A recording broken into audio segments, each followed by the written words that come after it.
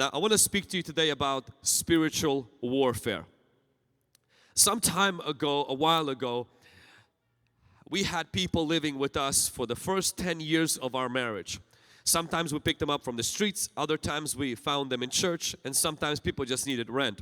We didn't have children in our house, we had people living with us. I had a rule for those who lived with us, and one of the major rules was anytime you leave the house, you have to close all the window and lock them. Close the doors and lock them.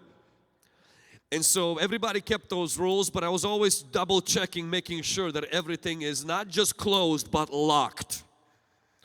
This one particular time we had a service in the park, and after the service in the park we came back home, and as I walked into the home, I heard the sound of a rushing wind.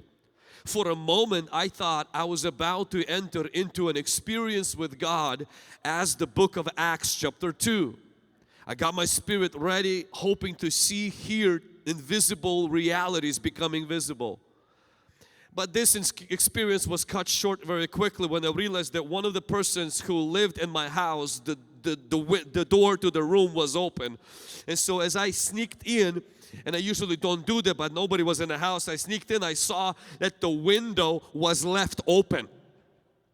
Not only the window was left open, I right away saw the screen that the window, they had the screen for that window was put down, and there was fingerprints from like a glove next on the drywall by the window, meaning somebody was getting in and getting out and left their fingerprints on.